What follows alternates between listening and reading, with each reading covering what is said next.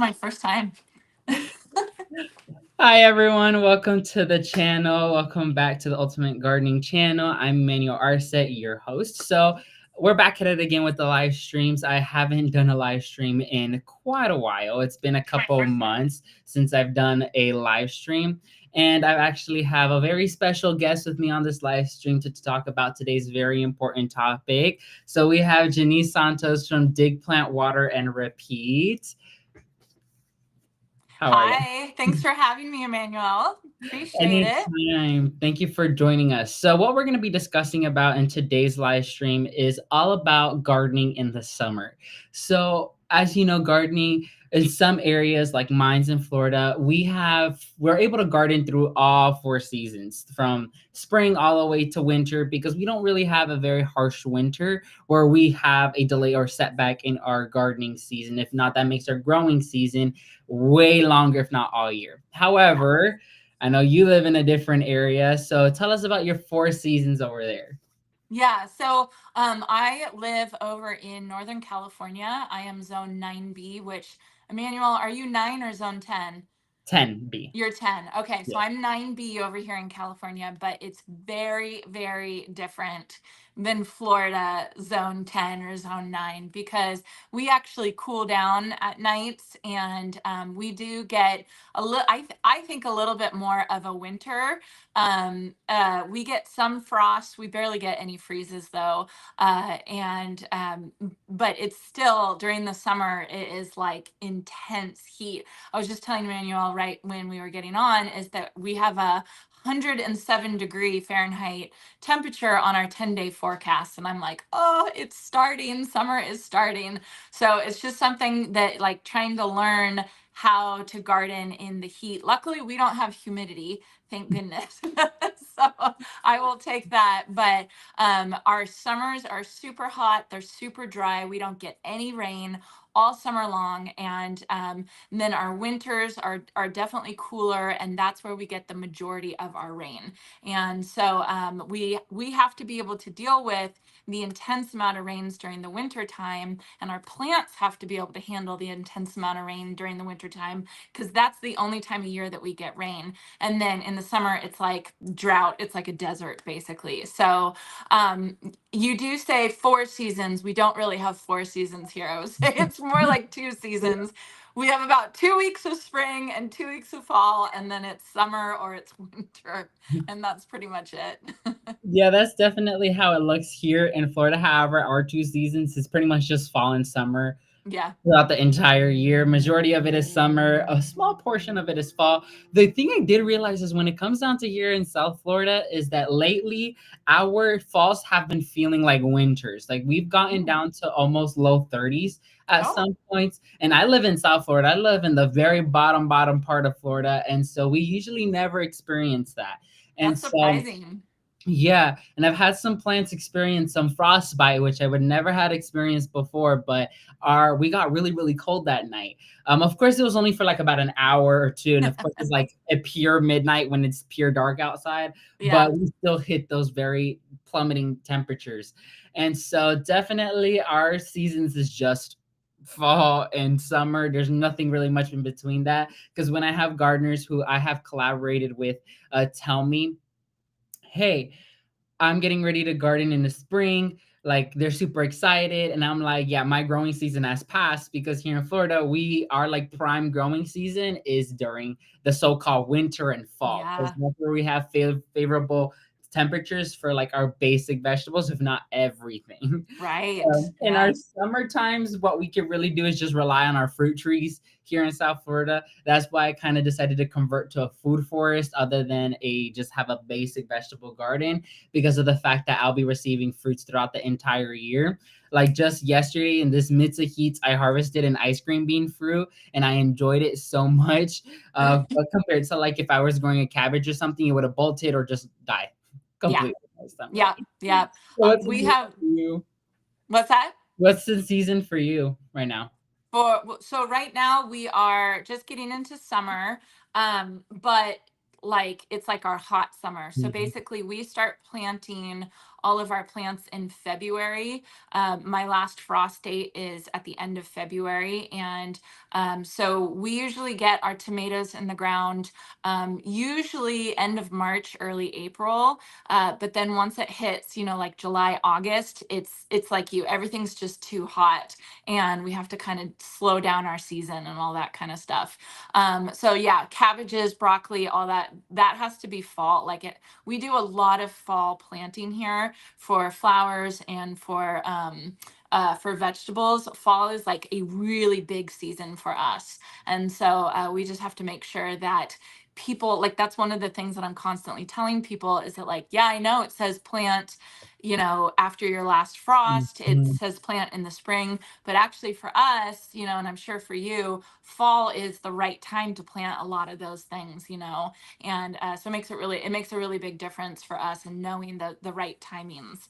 I think Florida and like Arizona is a little, you guys are way on the end of the spectrum, and I think that it's so interesting, and to get the word out to all of those gardeners that live there, that like your timing is so incredibly different than the rest of the country. You kind of got to remember that hey, you're not like the right, like it's, you guys got your own schedule that you want to follow, which I think is cool too, because then you get a garden when everybody else is inside not doing anything. So I think it's fun. Yeah, definitely. Our seasons here in Florida are like super off.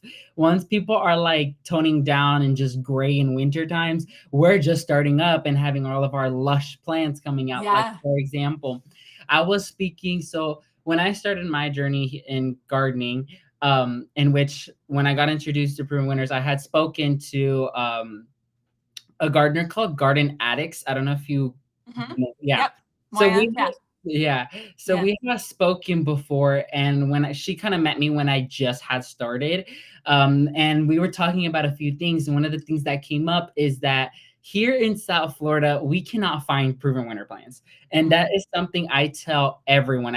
I've worked with growers before.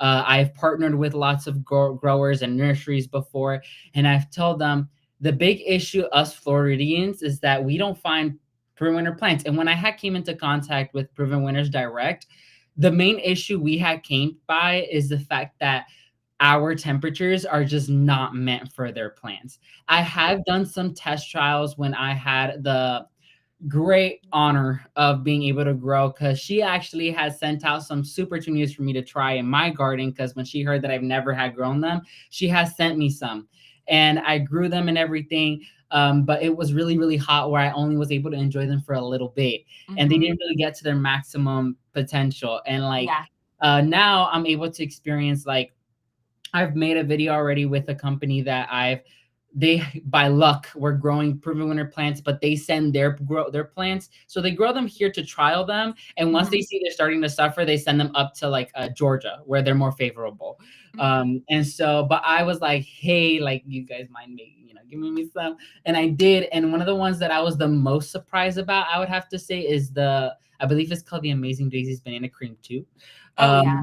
That one, I thought it was gonna die because I've never had success with daisies before. They've always shriveled up on me, and I was like, okay, these are gonna be way more sensitive. I'm not even gonna have nothing. Like, they're just gonna die.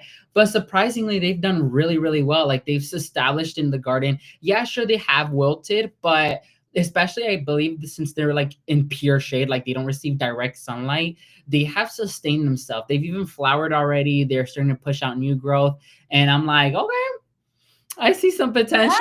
Yeah. Like, I see some potential with the Super Tunias though, because I did get, I believe, is the Super Tunia over easy as well as the Sharon one. Those are suffering a little bit more because those are in sun. They're flowering beautifully, but of course they're not. They're kind of Yeah. suffering. I'm like, "Ugh, I'm so sorry. I'm gonna retry them again, except during the winter time Yeah. when it's not that hot and they're able to kind of grow to their maximum potential. And so I want to give them a shot. I think when they had told me when I had grown with them, they're like, really much the only thing we have for you guys is agave, and even that's like iffy. I'm like, okay. What about, have you tried their caladiums? Have you tried those?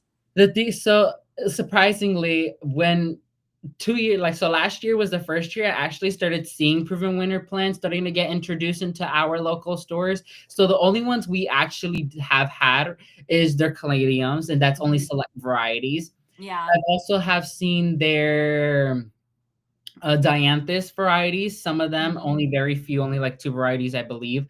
And then of course their house plant line when it was released, but that's Yeah. about it. Oh, bummer. Yeah, There's so much more you could do. I'm sure you just need the right plants. yeah, and definitely it's me altering because although the plant tag could say full sun, I have to Mhm. plant them in full shine, Yeah. full shade. For Yeah. example, I'm a huge hibiscus head. When I started, I'm a huge hibiscus head, and when they released their line of hardy hibiscus, I was in love with them because of their dinner Yeah. plate size. But unfortunately, I have to treat them like annuals. So No, they're like, because it's too hot? yeah. No. So Wow. so I grew, I think it was I forgot the name of it. I think it's Midnight Marvel, I think is the name of it. It's a pure red with dark purple leaves. Uh-huh. I grew that one because a company has sent it out for me to grow. And I actually bought other ones. I Uh-huh. believe I bought my favorite one of all time is Lilac Crush, I think it's called, the purple Mhm. one. Yeah. My favorite. I Yeah. grew it, Yeah. it flowered, and then of course there's when they die back because when I started, I did not know that they die back, so I may or may not had threw out some of the ones that I Oh initially no. got. But once I got to know them and I got the proven winter plants, they were in the Yeah. ground and then they never came back. Like literally speaking, they just disappeared. So I Yeah. was like, and I had All a right. company Never who, mind. right, a company called Jayberry Nursery, which I love them. They've been with me since the beginning. They have their own line of hardy hibiscus as well as their tropical hibiscus. They Yeah. have sent me every single hardy hibiscus they've came out, and none of them have stuck. I'm like, they No, need to man, create I'm one so that's for Florida sorry. because I'm like, I adore them so much, especially Mhm. the white ones, and I'm just like in love with them that I would just throw money at them. And I'm like, I don't care if you die. I just want to appreciate you for like the 2 months you're in bloom, and then that's Yeah, it. yeah. But I feel like there is some type of like loop around it. I would just have to find which one it is. Lots of the plants, like what I tried to speak with for winners, the thing I mentioned to them was that I feel like some of the plants we can grow, it's just they have to be varied, like my term babied. Like they have Yeah. to be very taught with caution because of the fact that they're more delicate, they're more susceptible to our heat.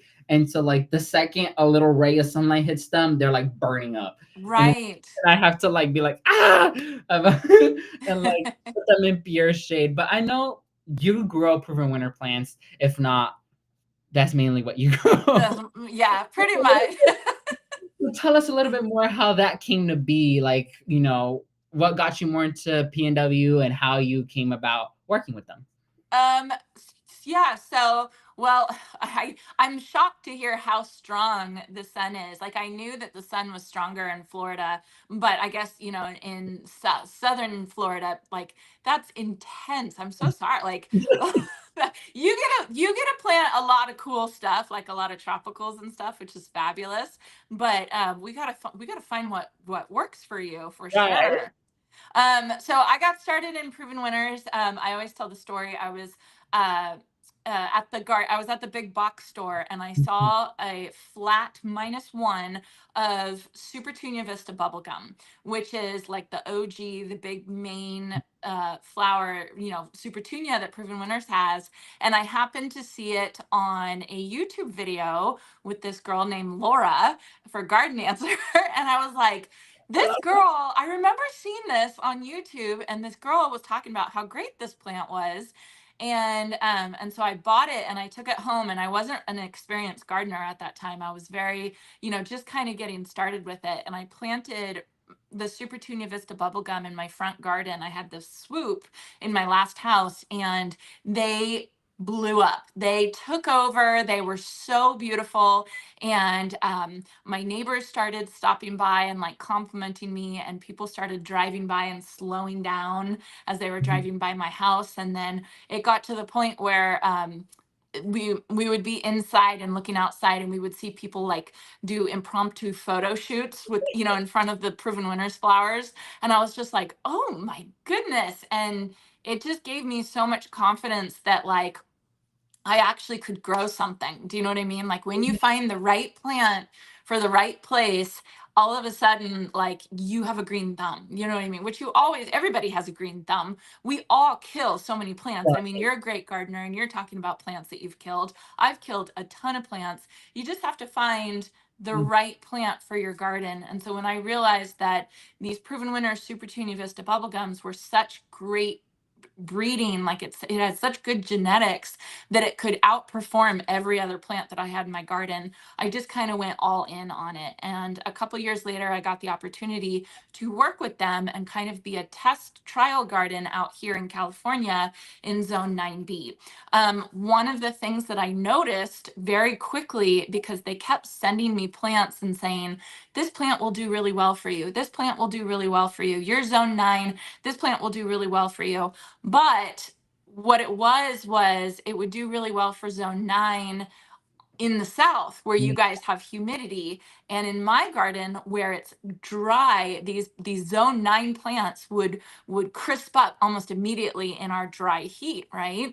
And so I started realizing how important it was to figure out your plants not only for the heat but also for the humidity that you have. And so that's where I started my new line with Proven Winners called Best for the West, which are a collection of plants that do really, really well in hot and dry climate, right? And so that's kind of what you need in the south of Florida is you need best for south of Florida where you can find plants that do really well for heat and extreme humidity, right? And so I just started planting all of these plants that were like thriving in my garden. And it was a way that I could tell garden centers and growers over here in California that kind of thought the same, that like these plants aren't good for us because, because they don't thrive in our heat. Well, some of them actually are fabulous for us. And we can get the benefit of the Proven Winners genetics, which outperform all other plants, but we can get the ones that do really well for us. And so that's where my Best for the West line came from and all that kind of stuff. And so it's been really, really fun this year. I've been to a lot of garden centers and doing a lot of speaking on all of that and talking about exactly what we're talking about, is that all gardens are different. We all have our microclimates. Even in the same zone or a very close zone, Zone 9 and Zone 10, you and I can have absolutely different uh, gardens, right? And we have to find what plants work really well for us. So it's been really fun. It's been a fun journey growing for Proven Winners. Yeah, definitely. And I definitely applaud you for that because all the work you've put in, and definitely it's a huge accomplishment working with PNW is definitely something I see that is just amazes me. Of course, Thanks. definitely I would love to see more of those southern, because I know there is plants that could grow here. I Hmm. really don't know what really was the holdup when it came down to it, and I haven't been into contact with them in years, so I really Hmm. don't know what their changes is now. Hmm. And I really haven't kept up with them, to be honest with you, because I've been focusing on other brands. But I'm excited, and I'm definitely saying this, that when I initiated because of Laura. I We initiated. all did. She I inspired actually, all of us. yeah, I actually saw her video when she was at her very first house in the townhouse. She Mm, was literally just starting with her house before moving into the one she's at right now. And yeah. she inspired me. And my dad, he works in landscaping. So, of course, I have a huge source of knowledge through him. And so when I initiated, keep in mind, Proven Winners wasn't even on the picture here and not even in Florida by the Yeah. time that I took Yeah. it. We're talking about like 8-ish, 7, 8, 9 years ago. And Yeah. so when I started, it was mainly with just these snapdragons. I started with like mulehilly grasses, hibiscus, the tropical varieties, durantas, everything that can really grow here that doesn't give me an issue is what I started with. Yeah. And then when I wanted to dive my hands more into what Laura grew, I was really fascinated to see these huge plants. And I saw your video with the Super Tunia Vista bubblegum, and I'm amazed with how big those plants are, because here in South Florida, our regular size petunias get about to like this big, No. and that's it. They like stop here. They bloom gorgeously, let me say, but Yeah. they like stop at here and then they wither out after Yeah. some time. Yeah. And so I'm like stressed out because I had when I went to a company called Pure Beauty Farms, one of the best companies I've worked with, they gave me lots of plants to grow in my garden for the summer. And one of those was multiple trays of petunias. And I grew them and they're in the front yard and they've reached their maximum growth and they're just like staying there. They're Yes. beautiful coloring, but it's not getting past that size. And I'm like, what can I do? Come Um, on. and so they have great plants and their genetics are also really well when they grow them as well. But definitely I've like when I've the last time I spoke to Puma Winners was about like 4-ish, 5-ish years ago. I haven't really touched bases with them again. I haven't really seen much about them that much around here until I started seeing their line slowly by slowly start creeping in. But I Mhm, definitely feel I want to see a collection of a Florida collection because mhm. you live in drier climates. You don't deal with the same pests and diseases we deal with. Like I here, know. we deal with lots of course everyone deals with aphids. Like aphids are like everywhere. Right. We deal with aphids, we deal with powdery mildew a whole bunch. We deal with a whole bunch of monarch butterflies, like a whole bunch of things we deal with because of our humidity. And Mhm. I would love to see a collection of plants come out from Proven Winners that could showcase that because you don't see Proven Winners being grown here. The only time I saw them grown was when I went to Grand Bash because I actually graduate next week. And thank you. I went to Grand Bash like about a week or two ago, and that's the only place I've seen Proven Winners plants. And I was like, Mhm. these plants look vaguely familiar, like their growth habit seems really big. And I Yeah. literally, because I'm that type of person that loves to go up in person, and my friends are so sick and tired of it. They're like, you like stop everywhere to look at these plants. So I went to go up close, and I was like, this is Super Junior Picasso, if you ask me. And then Ooh. it was. And so that's the only place I've seen them grow, but that's all the way in Orlando. That's Yeah. where they're Yeah. able to grow. But I'm like here suffering in 10B because I here you don't know. see that. You don't see someone saying, hey, like I've grown from winners. You don't see that here in South Florida. All Yeah. you see is, hey, we have hibiscus here, like deal with it. And then, yeah, and the downfall, because I do lots of fruit gardening. I transferred my garden because when I initiated, I was a grow flowers, grow ornamentals. I was all that. I'm a huge fanatic of that. But then once I saw that it wasn't going to how I wanted to, because I'm more of a cottagey person. I love the looks of what you and Laura grow, but I Mhm. can't grow that here. I The more know. I can't. All I end up getting is tropical flowers and Yeah. tropical flowers and tropical flowers, and that's Tropical it. cottage garden. That's all I get. And so that's why I just decided to make the decision to just grow these weird fruits that I'm able to Yeah, grow. I Like think I that's mentioned, so cool though. I think that that's so fun. it is. It's definitely an eye opener when you get to eye know. Like for example, like who knew there is a plant that's called ice cream bean? Who knew? That's a fruit I tree that didn't. tastes like ice cream, like vanilla ice cream. And I harvested my first fruit yesterday, and I enjoyed it. How fun. That's so cool. I mean, what a fun thing, you know? Yeah, it's really, really fun. And now I'm trying to incorporate more of the colorful stuff in it because all you see is green. And I'm Yeah, like, I need some color. Of I course, when the know. fruits are in season, you have reds and blues with the blue bananas and whatnot. But I need color. I need Yeah, color. yeah. Well, And do so you know Mr. Gardeners? Do you know those guys on TikTok? Mr. Gardeners, Mm-hmm. I have Yeah. come across them. You look them up because I mean, they're not, they're Tampa. I'm pretty sure they're Mhm. Tampa area, which I know is still, Me, that's still cooler than you. Is that closer to you than Orlando or, way closer.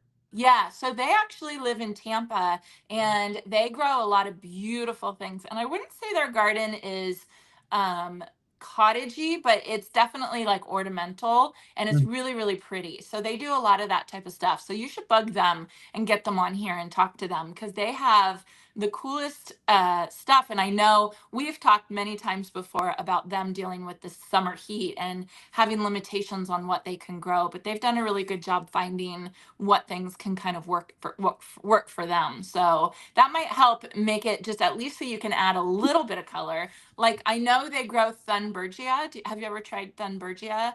Black-eyed Susans? No, not Oh, black-eyed Susan. Yeah, um, black-eyed Susan vine, yeah. right? I haven't grown those You because I should don't have try. any available in my area. Yeah, oh, you should try. You should try those because they grew them all over their fence and it was absolutely, it was stunning. It was so beautiful. They did such a good I've job. seen those and I Um, really want them. It's like Yeah. it's Yeah. Yeah.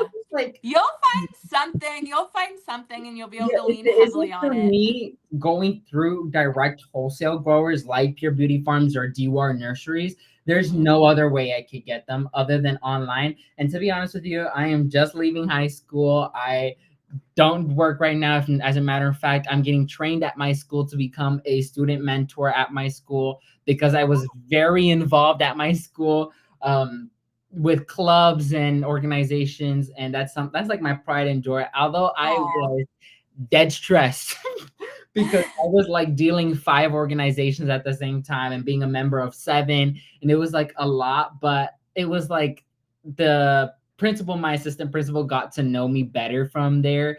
And Hmm. they were like, "We don't want you to leave. So, matter of fact, why don't you come back as an intern next year and just do the same thing, if not more?" I'm like, "Okay, fine."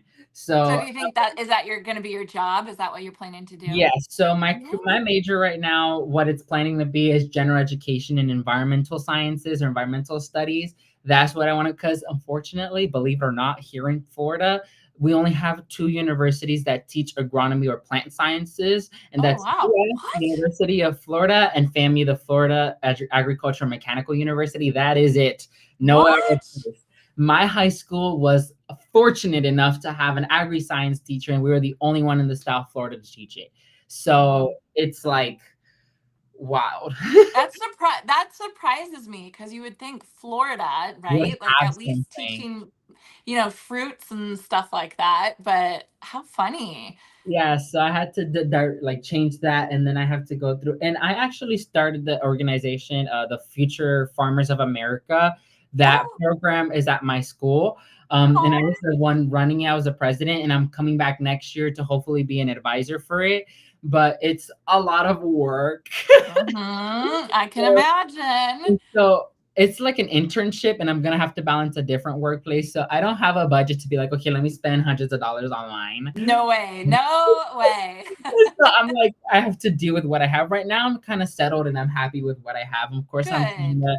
to incorporate more P&W plans because, like, the first thing I asked the representative I worked with, I was like, "Do you guys have proven winter plans by any chance?" And then they were like, "Yeah, we do." And I was like, "Would you give me some?" Yeah. And they're like, "Yeah." So, but I've had some good experiences. Like right now, I'm growing their angelonias. They're doing really, really great for me right now. Their Good. dianthus have been hit with direct sunlight. They have not wilted not once. Oh, that's The good. amazing daisies have done as well. They've wilted, of course, but they've done their fair share. And same goes with the petunias. But Yeah. I'm kind of hoping that someday Prevent Winners comes out with a line for South Florida, and I'm gonna be one of the first ones in line to get that once that comes. Yeah. Well, you should bug them about it. Be like, "Let me help you. Let me all plants," you know? Yeah, if I could get to them, the only place I could get to access to them is through Prevent Winners Direct. So we'll see what Yeah. comes Yeah. through, because I have had connections with them once, but then that's it, and then never again. So I will see Yeah. what happens. But now kind of more directing to you. Mhm. You explained how you grew lots of plants and you got inspired by Laura and you've done your own things. Now, what is some of the main tips you would have to give to beginner gardeners who are wanting to come into the industry, who want to get their hands in gardening, but they're like, yeah, I don't know about it. What is something like some words of encouragement you could give to them about starting their own gardening? So the first thing that I always like want to emphasize and underline and put an exclamation point at the end is that you're not doing it wrong, right? I feel like a lot of times in the gardening community, there's a lot of people who do things certain ways and are very vocal about those ways and that those ways are the only way.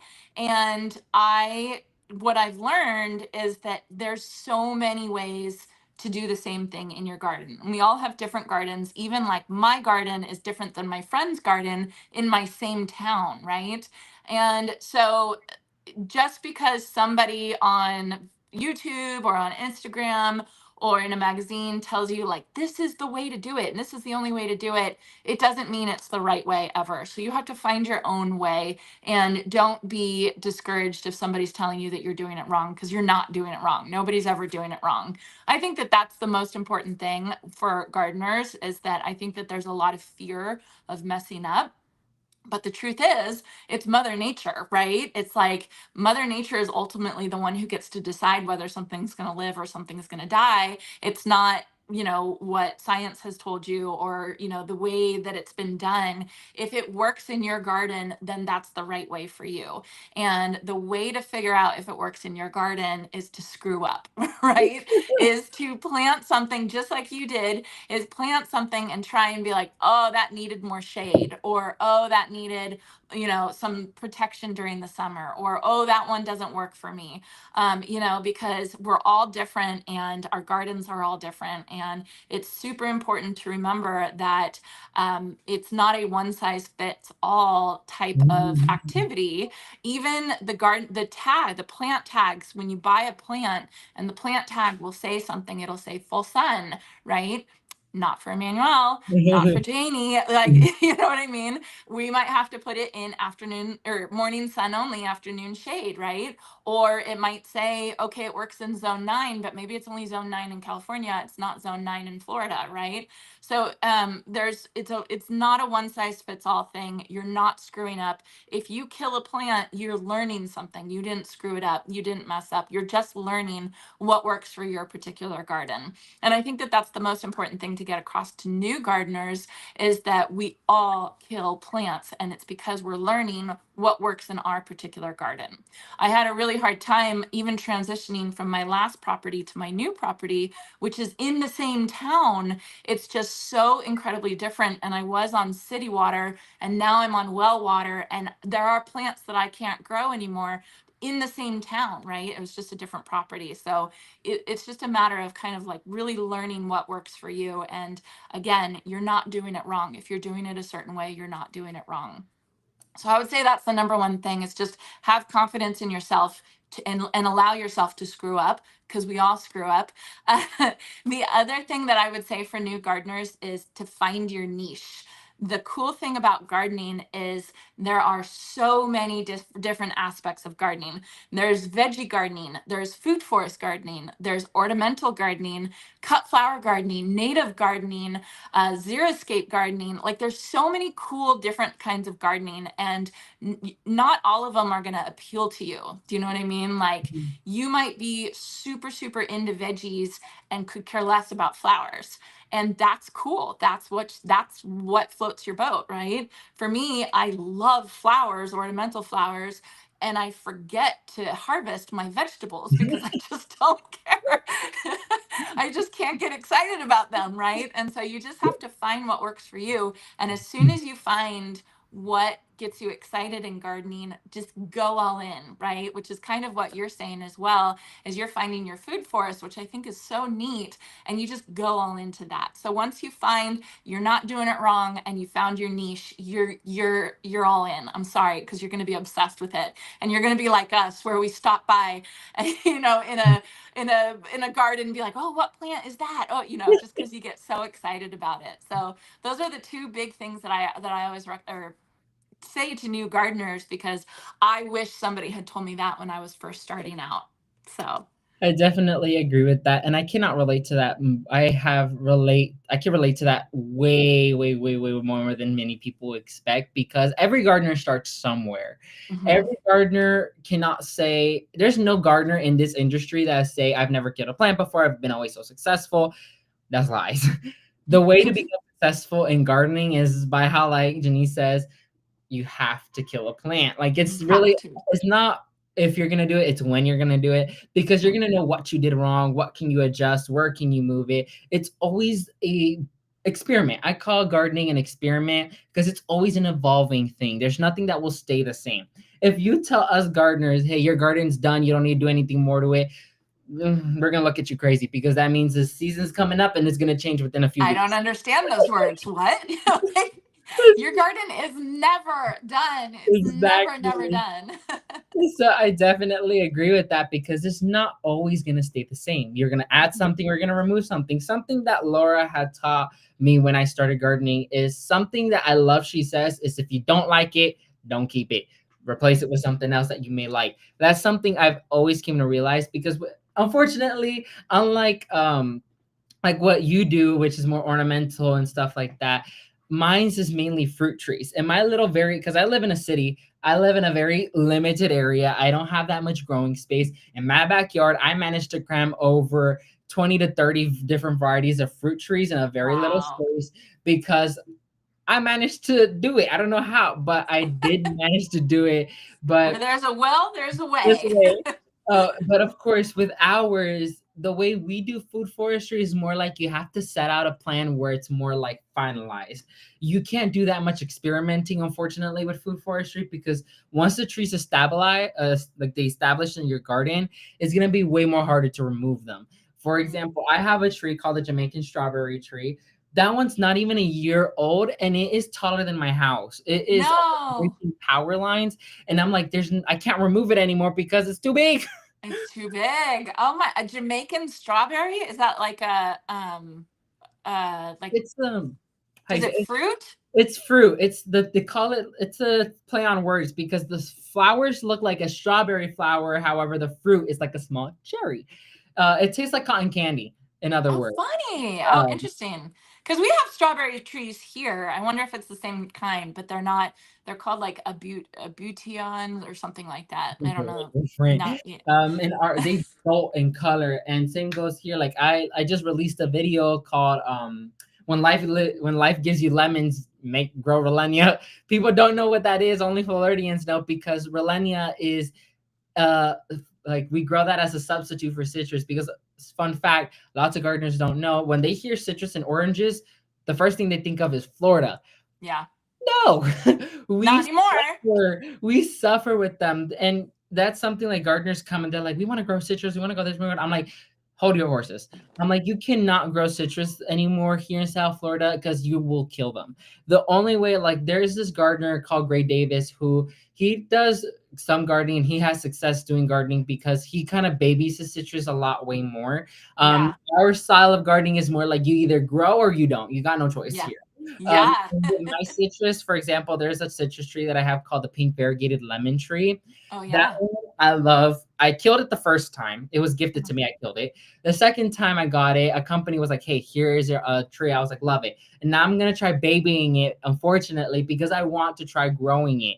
And people are like, when I used to own a nursery, in Parkland. I used to own a nursery for food forestry, but then it wasn't doing well, so I had to depart from it.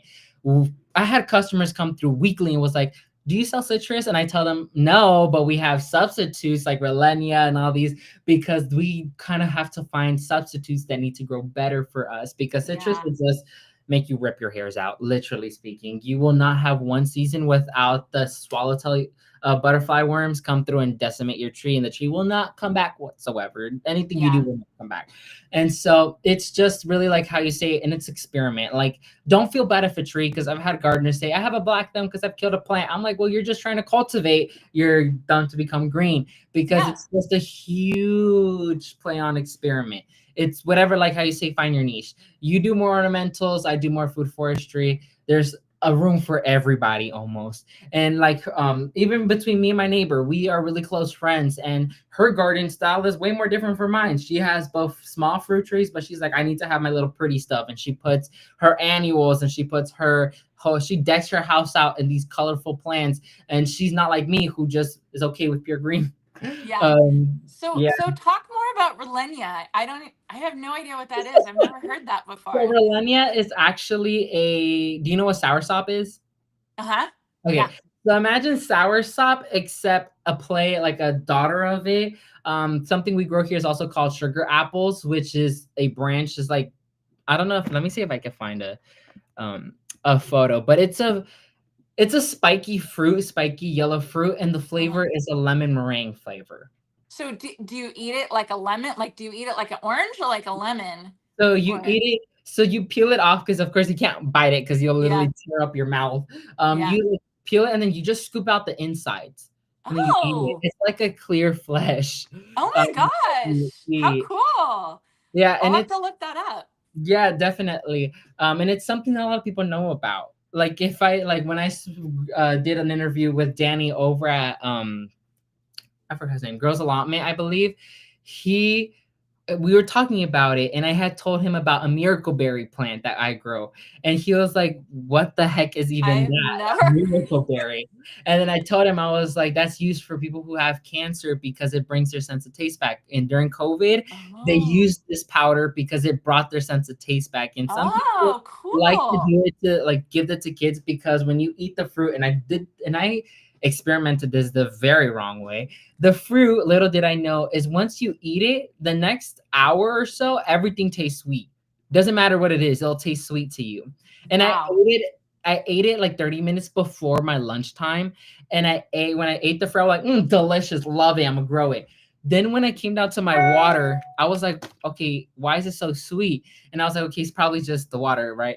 I ate rice and it was sweet. I don't know how that happened. And I was like terrified. I'm like, what happened? And then I realized it was the fruit. It So, was the fruit. Oh my um, gosh. I've never heard of these. I'll have to go yeah. look them all up. How Yeah, I'm gonna do some cool. research. I'll definitely see if I can send you one your way because they're really, really cool. Definitely. There's some that like you just never hear of. Like Yeah. mulberries is a classic one that we grow here. Yeah. That you would do phenomenal. We have something called the blue java banana that's literally a neon blue banana. Like the outer shell is a neon blue banana. Oh And my I've never heard of it gosh. until this when I started food forestry. And there's even variegated bananas too that are How striped cool. green and How white. cool. Like this is so cool. I'm just gonna sit here and like what else? What else? And then the thousands of varieties of mangoes that are out there that I'm Mhm. able to grow. Like my favorite one is lemon zest. Anything lemon or citrus, I'm just a killer for because the mangoes Yeah. are like huge. They're very huge. And when they're chilled, they're fiberless. Ooh, I love it. I Oh love it. I love it. yum. There's a whole bunch of different varieties out there. There's different varieties of guavas. We could grow chocolate here as well. The Hmm. thing I realized about something that is kind of weird, which I never understood, is that we could grow certain trees. For example, like there's some tropical varieties of peaches, the cacao is another one, citrus is another one, where if you plant it in the ground, it will suffer so much. But as soon Hmm. as you put it in a container, it looks like it's been just living its world. What? Because it doesn't like the soil? Or I'm guessing. I have no idea. I grew yellow cacao at my past workplace, and yeah. we grew it in the ground. It literally dropped all its leaves. It was just a stick. And once we put it in a pot, it even went to fruit. I was so Huh. confused. I was like, okay, I mean, it has to be something in the soil, in the native it soil has or to be something like something in the that. soil. Because keep in mind, How? our soil is like 80% sand. It doesn't Oh, retain barely nothing. So oh, you have to amend your soil like wild for like it to crazy. actually do something. Yeah. So it's definitely like a play on things. And when you harvest these things, like my garden is built of plants I've never known of, so I don't even know how they're gonna taste until I taste them. But how fun. Like, how It took like fun. over 4 years. Like the ice cream bean took 4 years, and it cannot be tore up anymore. It'd be 4 years. Then when I taste it, and I'd be like, it's okay, I guess. And then you're like, oh, I just wasted 4 years. It was always took 4 years, but now it produces shade, so now I'm able to grow the pretty stuff underneath it. I know once Good. hibiscus comes, the hardy hibiscus season comes up, I'm definitely wanting to come try that out again because I'm just a huge fan of it. All the gardeners who started with me know that I'm a huge fan of these hardy hibiscus. I do not Yeah. care if I have to treat them as a 1 year type plant. I will Mm. do so because I just Well, maybe try putting them in a pot and then you can take them inside, or I don't know. I don't, whatever the issue is, maybe it doesn't get cooled yeah. enough or something like I have that. no idea what it is. I might try growing it in the container. That's something I thought. I was like, I think I might grow it in a container because for some weird reason, there's certain plants that actually go dormant here in Florida. I don't even know how, but they do. Yeah. Like crepe Yeah. myrtles go dormant, the hardy hibiscus go dormant, all of our ginger plants go dormant. I'm like, there's nothing to go dormant to. There's no winter, but Yeah. we'll sleep. What is telling you that it's going, like, what's the, Right. what's the cue that it's time to go dormant? Right, Oh, like our crepe interesting. myrtles here in South Florida, once the slightest temperature goes down, you'll see just it drop all of its leaves. It's the most Interesting. weirdest thing, and I'm like, "You got no cold, so what are you doing?" I'm like, it all year and you're just being sticks for like half Mm, of the year because you just want to take a break. But interesting. That's yeah, so weird. yeah, but definitely like the Thumbergia, the one you mentioned, I definitely want to give a try to that because I there's some plants I have done my research on where I do see they can grow here. Hmm. Of course, it would require a little bit more care, but it's just a matter of if the stores will supply them. Yeah, And they don't yeah, have them here. So hopefully one day I'll get my hands on them to kind of get my play on words with them and kind of figure out how I could grow yeah, because I definitely yeah. give them another shot because let me tell you, when I started with Brewer Winners, the first time I think the very first plant that came into the market from Brewer Winners was the Blew My Mind Evolvulus. Hmm. That was the first one, and that one was the only one for like a few years. Yeah. I told my dad, I was like, I'm gonna grow it. I grew it. It did really, really, it did phenomenal for me.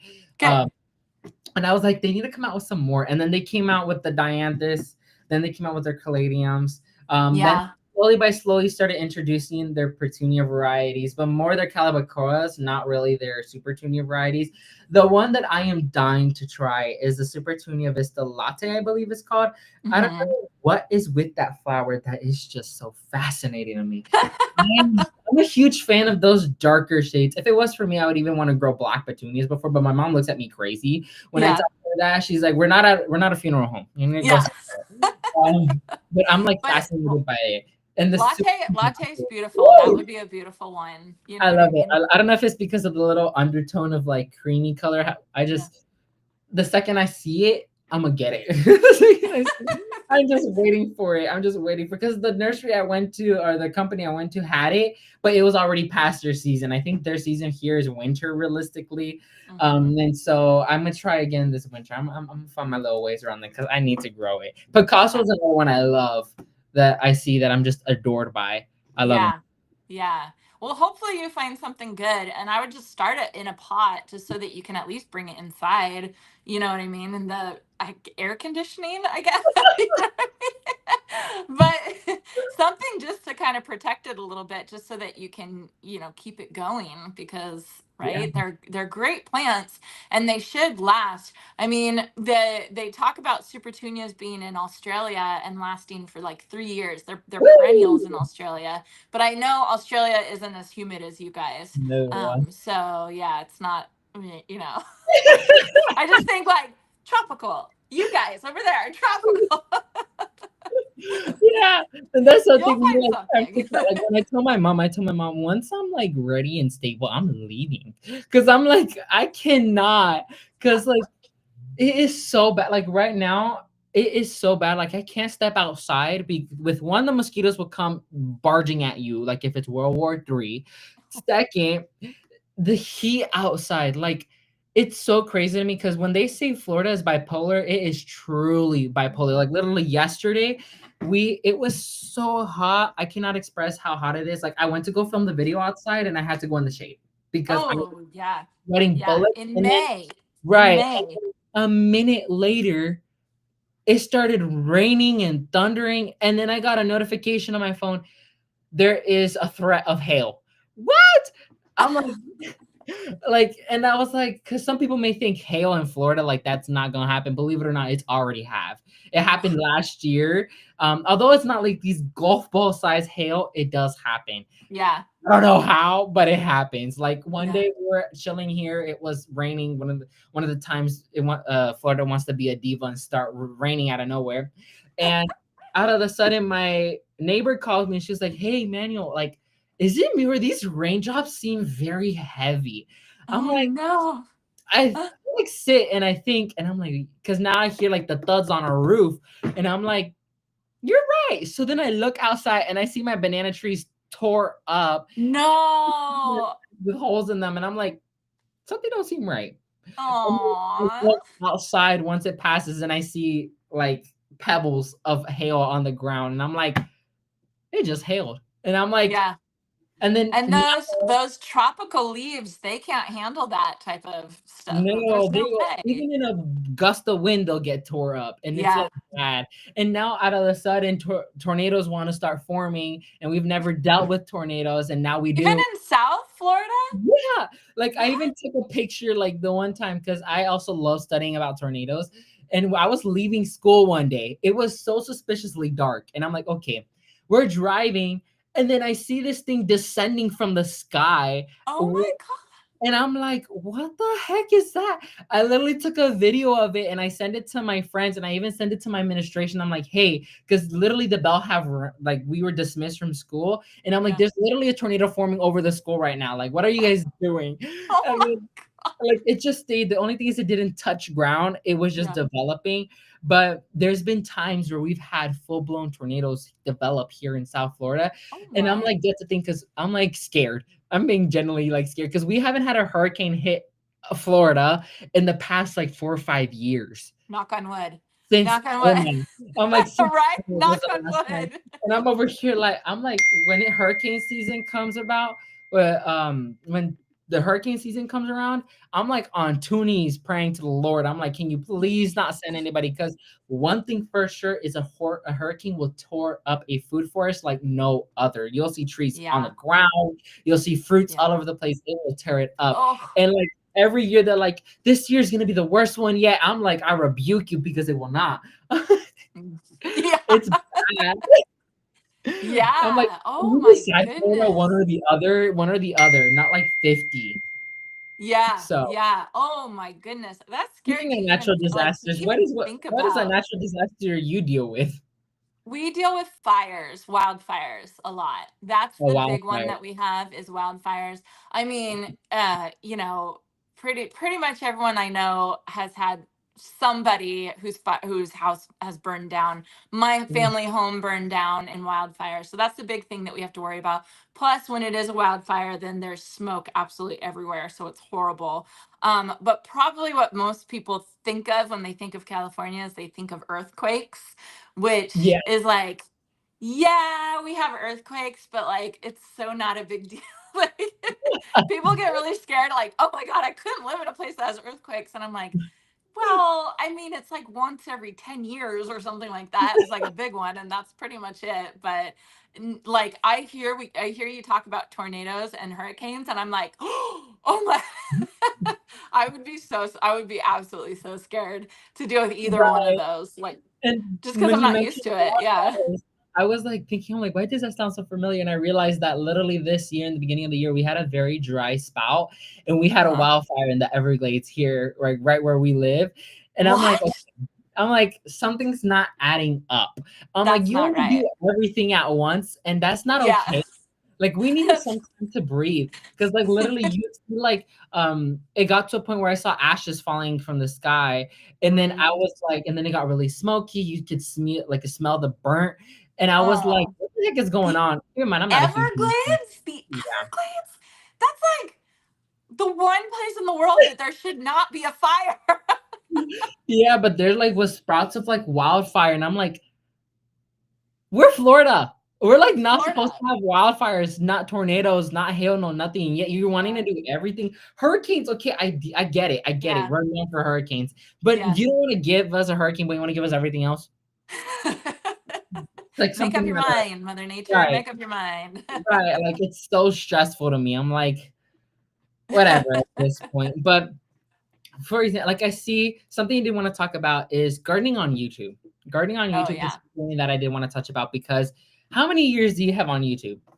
I'm coming up this November it'll be 3 years. Woo! So yeah, it's really exciting. For Yeah. me, in back in April, it was, I believe, my 5th or 6th Oh year. my gosh.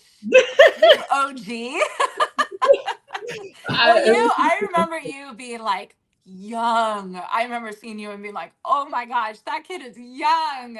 So when did you start? How old were you? so when I started gardening, I was 7 when I started gardening. But when I Okay. went on to the medias, if we did 5 or 6 years, so I was 12, 13 when I started Wow. on How YouTube. cool. And like I was talking to my whatchamacallit, I was talking to my parents because my parents was like, what? Because I compare my so I don't compare myself. I come and I figure out I'm like, okay, what's going on? Because compared to like, so you're doing phenomenal and I applaud you for that. And I'm so fascinated by your growth. I'm like, wow, she did it. She did it. And then I Yeah. like look at my channel, see how slow it's been doing. Cause I'm Mhm. like, I haven't even hit 10,000 subs yet. And I'm just sitting That's there. okay. And That's okay. I'm like, okay, what? At first, I was like, okay, it's most likely the age because YouTube had me registered as under 18 for a while. Well, Just there you go. this year, I became 18. So then it started seeing a little bit more of the algorithm pick up. But then I was like, okay, but there's this gardener who, when he initiated, I did a collaborate with him. His name is Eden, and his channel's called Garden of Eden. And Hmm.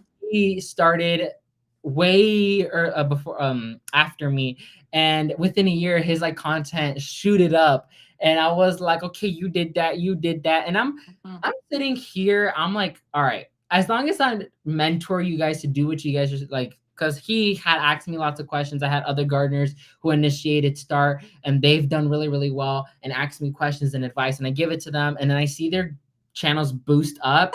I'm Yeah. like, okay, you got Wait, that. what? Like I sit here and I'm like, congratulations. While I'm sitting here, realistically, I'm just allowing the videos to do their own thing. And Yeah. believe it or not, my top-notch video is with the proven winners, Hardy Hibiscus, Midnight Marvel. I'm like, come on now. That's so funny. Like all my proven winner series, when I because I did the proven winners Rosa Sharon series as well. Time I have opportunity to buy a proven winners plant and release a video on it, always does really really well for Yeah. some reason. And so I was like, okay, and I the budget's set for like certain plants that I could get, but it's like, let's just say I release a video on a purple petunia and then I release a video on like a petunia that's purple from Proven Winners. The Proven Winners one is gonna like jolt higher than the I regular know. one because Yeah. it has Proven Winners stuck to the title of the It's a name of cult the video. following. There's definitely a cult following for proven winners. And like, I think it's so fun because I'm right there with it. Like, I was totally like obsessed with proven winners after I figured out why it was so good. But yeah, I definitely see when I will do a video and I'll say like proven winners, blah, blah, blah, blah. I'll get some good Cool. views on that one. Yeah, and definitely like, as I've also had a mentor. I had the honor to work alongside Kevin, a spiritual from Epic Gardening. Oh, yeah. Yeah. He's The night wonderful. he hit 1 million subscribers, that's like, those small little milestones that you are just fascinated. I when I started so young, when Kevin started, he didn't have botanical interest. He had none of those planned in his, but he was on his. He had just hit 1 million subscribers on YouTube, and he Mhm. did a live stream. And I hopped onto the live stream for like the entire live stream, like it was about an hour or two or whatnot. And then he saw my name pop. I had no contact with him whatsoever. I had no contact with him. And then he saw my name pop up on his comment section and he mentioned me, and out of nowhere my channel started growing and growing. Oh, good. And I gave him, like, I owe it to him. I was like, I thank him because he boosted up my channel. And then there's a gardener, uh um Garden Addict, she also did a little boost to my channel. There was also a gardener who only us food foresters would know, called David the Good. He does pure I know permaculture. him. I You know know him. What are you him? talking about? I know him. I've watched he his videos. he actually came down to Fort Lauderdale to his childhood home, and he had actually emailed me because I had reached out to him for a collaboration, and he was like, I'm kind of busy right now. I'm like, okay, yeah, you got that. I know you're really busy, because he's an author at that. And he emailed me when he said, hey, I'm coming down to Fort Lauderdale, and Fort Lauderdale is like 10 minutes away from here. And he was like, if you want to come to my childhood home, we can film a couple videos there. That's up to you. I was like, of course. And Of and course. he helped me a lot as well. And so there's those like small gardeners, as well as Callie Kim helped me a lot as well. Those are those small gardeners that are these big gardeners that just the slightest mention mean the world to me because it Yeah. helps boost up my channel. And although some of them are some gardeners, because I had actually a gardener, believe it or not, no name drops, no name drops, had come through. And when I asked them for a collaboration, they had told me no because I was quote unquote looking for followers and viewers. Oh, that's not I nice. was like, as a matter of fact, thank you for telling me no. Because you're like, I'm not interested anymore. yeah, Thanks so I'm like, much. I'm here to learn from you guys. When I come to do, because Kate Ketchell's another huge gardener who supported me. when I come and do live streams with these gardeners, I'm not asking because of no views, no followers. I want to learn from you guys. I want to learn from Yeah, the knowledge. no. I still have Yeah, yet lots to learn. Although I've been in the industry for a couple years now, I still have lots to learn from the people around me and see how they do things online. And for you yeah. to come and tell me that, I'm like, That's not nice. bye. That's not someone you want to hang out with. Right. And so I was like, okay, you do you.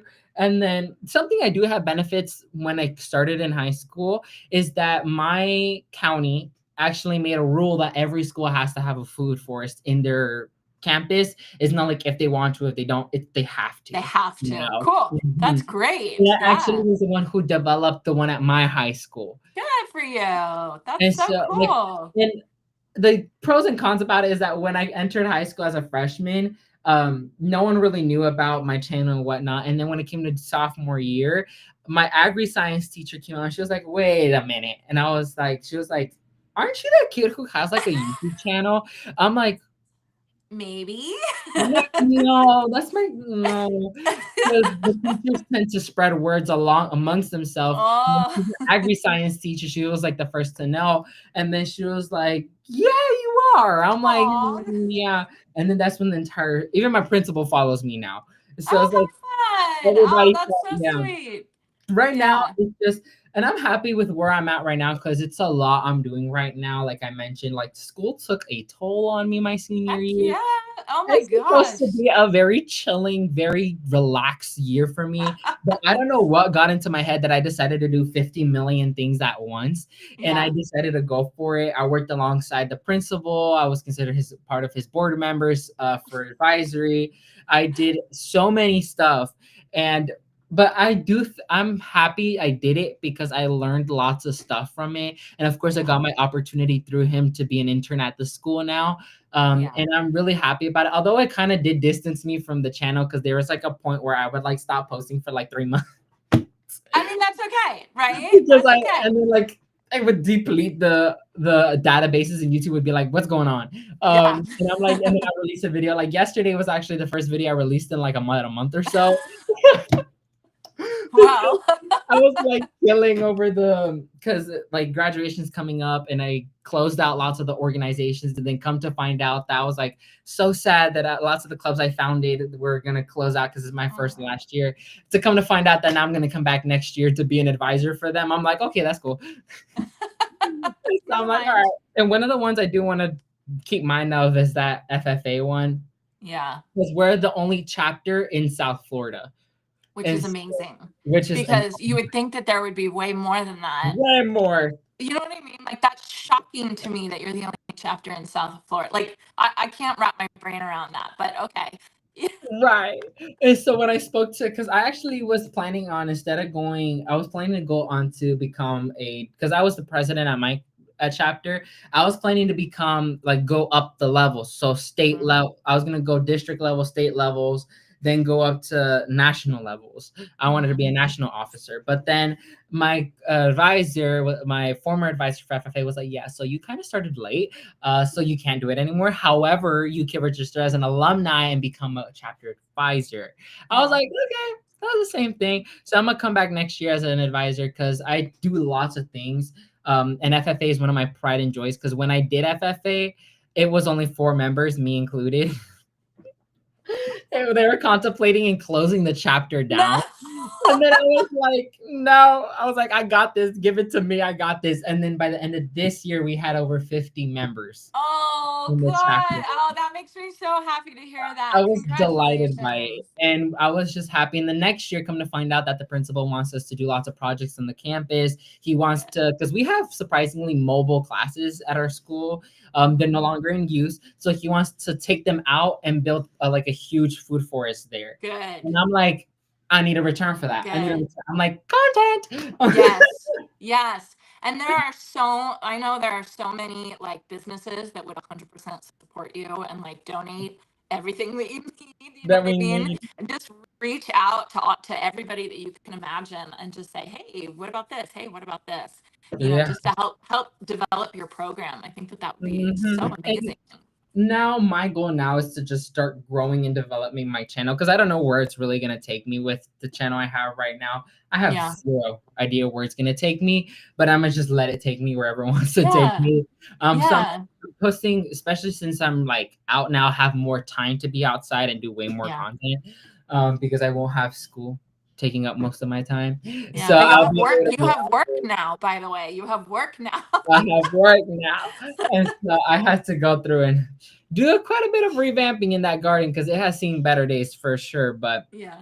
I'm really, really happy about it, and so definitely. So, is there any fun projects that are coming up that you have and planned for your garden for the summer seasons? Is there anything that you have upcoming? Yeah, so probably the main thing that I'm working on this year is we have in my front garden we have kind of like a center island. We call it a center island, and we don't do lawns here. Like we could do lawns here, but it's just such a drain on our water during the summer that we try and not, we try and not garden with lawns, which a lot of people don't love, but that's just part of living like in a deserty type area, very dry area. So what we're doing is we're installing what's called a dry creek bed, which is Mhm. like a creek made out of rocks. And the idea is it's kind of like a swale. So it's where the rainwater, when it does rain, can go sit there and slowly drain back into the garden. And then during the summer, it kind of looks a little bit like a like a river was once there. So I'm gardening around that area right now. And instead of doing a regular lawn, I'm planting a California native lawn where you can like let it just grow and it will still look like grass, but it doesn't need the intense amount of water. So that's the main project that I'm working on this year in my garden, among other things as well. But that's like number one on my list that I'm really focused on this year. So I'm excited about that. I'm really, really happy for you. I can't wait to see what you are coming out with on your channel. I know you've done really, really Thanks. amazing things, and I thank you so much for joining with us on this episode because it was, oh, you've been busy. You've been Yeah. busy, and so Yeah, you and actually thank you for waiting because you did at you we were planning to do this a while ago, and I appreciate you waiting until now, even though you're thank you. graduating and all of this kind of stuff. But I appreciate you adjusting to my schedule. I'm sorry. Anytime. Yeah, I actually have prom at 6:30 today, I so know you do, and I'm like, you gotta. so it was definitely an honor getting to work with Yay! you, Jenny. I can't wait to get to work with you once again. Hopefully, we could do a collaboration video in the near future Yes, when you got yes. time to. So thank you once again. It was an honor working with you and getting to hear your side of the story on your gardening life and your gardening journey. And I wish you the best of luck, especially with Peru winners. If you could budge at them for starting a Southern collection, you be like, hey, I have a friend down there that want to Come reach out on, to. everybody. I'll um, pass the word along for sure. But you have a fabulous time tonight. You said it's Thank you. prom. Yes. Oh my God, what are you doing talking to a gardener? Like, Hey, go listen, get ready listen. for prom. Have so much fun. Thank you. Yes, I'm definitely gonna have that time of my life over there. Yay! But Yay! definitely, definitely. So thank you all so much for watching. Once again, if you aren't following Jenny, make sure you go ahead and follow her and stick around to the journey. And once again, I did release a new video for my viewers called "When Life Gives You Lemons, You Grow Relenia." So make sure you go watch that, and it'll talk everything you need to know about Relenias, and how the plant looks like. Everything you need to know is on I'll that have to channel. watch that because I know nothing about Relenia. So I definitely Thank have a whole you. line. So thank you so much, Jenny, once again. And I'll see you guys all in the next live stream with hopefully another amazing guest host. And after this entire graduation and everything is over with. You need a vacation. That's what you need. Very much. So thank you once again, Jenny, for joining with us. And we'll see you guys all in the next.